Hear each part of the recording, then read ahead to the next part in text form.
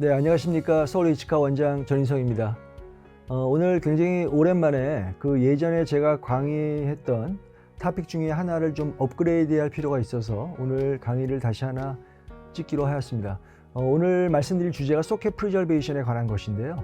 이 소켓 프리저베이션은 사실은 큰 어떤 줄기는 변하지 않았는데 전제가 좀 잘못된 것이 있어서 매우 죄송스럽게도, 왜냐하면 결국 의학이라고 하는 것은 귀납적이죠. 그래서 데이터로부터 우리가 어떠한 스토리 라인을 뽑아내야 되는데, 제가 이제까지 해왔던 것이 조금 문제가 있었던 것이 분명히 밝혀졌기 때문에 그것을 가지고 새롭게 아마 기획을 해서 제가 다시 오늘 영상을 올리려고 합니다. 그때는 이제 1, 2로 해서 제가 찍었었는데, 오늘 그냥 쭉 연속적으로 대략 1시간 정도, 아니면 조금 짧을 수도 있고 좀 길어질 수도 있겠습니다만, 여러분들이 제가 어떠한 개념이 좀 바뀌었는지 좀 봐주시고요. 일단 먼저 간단하게 말씀드리면, 소켓 프리저베이션은 GBR과는 전혀 다른 거예요.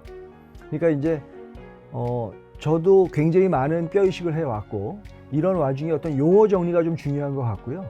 그리고 이럴 때 우리가 어떠한 식으로 임상에서 접목을 해야지만, 제가 늘 강조하고 있는 단순성, 그리고 예지성, 그리고 그 치료 결과가 얼마큼 오래 갈 수 있는지에 대한 얘기를 좀 하려고 하니까, 이 소켓 프리저베이션 강의를 다시 찍기로 한 것은 굉장히 중요한 결정이라고 생각을 합니다.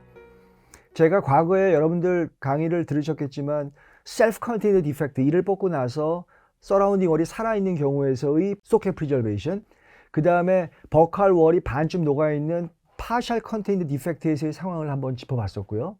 그 다음에 3월 디펙트가 돼서 넌 컨테인드 디펙트가 돼서, 이런 것은 결국 수직골 증강술이 좀 필요할 수도 있는데, 이러한 상황에서 우리가 지연 식립을 위한 발치와 보존술이라는 것을 제가 이제 예전에 강의를 했었죠. 사실은 잘 생각해 보면 그 당시에 서라운딩 월이 살아있는 이러한 셀프 컨테인드 디펙트가 있었다면, 제가 막을 덮고 했던 증례들이 있었고요. 그 다음에 막을 덮고 또 흡수가 되는 뼈를 집어넣어서 했던 증례들이 있었고, 어떤 경우에는 샌드위치 PRF라 그래서 그냥 PRF를 하나 넣고 뼈를 넣고 또 PRF를 넣고, 이런 식으로 했었던 임상 증례를 제가 데이터화 시킨 적이 있었습니다. 그 다음에 파셜 컨테인트 디펙트로 가면 어쨌든 협축골이 좀 녹아 있는 것이기 때문에, 이럴 때는 막만을 덮은 거라면 효과가 확실히 좀 떨어지는 경우가 있었고요.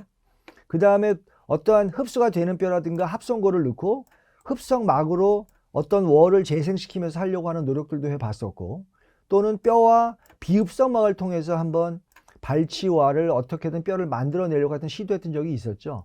그리고 넌 컨테인트 디펙트라고 하는 거는 우리가 이제 어떤 그 혈병이라고 하는 게 흘러내릴 수밖에 없는 넌 컨테인드 상황에서 과연 뼈를 어떻게 만들어내는 것이 좋은가.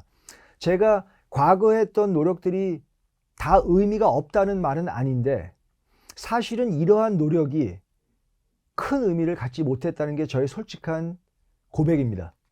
결국은 제가 소켓 프리저베이션, 즉 지연 식립을 위한 소켓 프리저베이션을 이제 임플란트 27년을 하면서 어떤 식으로 이거를 다시 정립해야 될까를 늘 고민을 했고, 이제 데이터를 쭉 모아놓고 다시 정리를 하면서 가장 쉬운 방법, 그 다음에 가장 예지성 있는 방법, 그리고 그 결과가 역시 오래 갈 수 있는 이러한 것들에 주안점을 둔다면, 아마 우리가 가졌던 소켓 프리저베이션이 약간은 변화해야 된다는 생각을 하게 됩니다.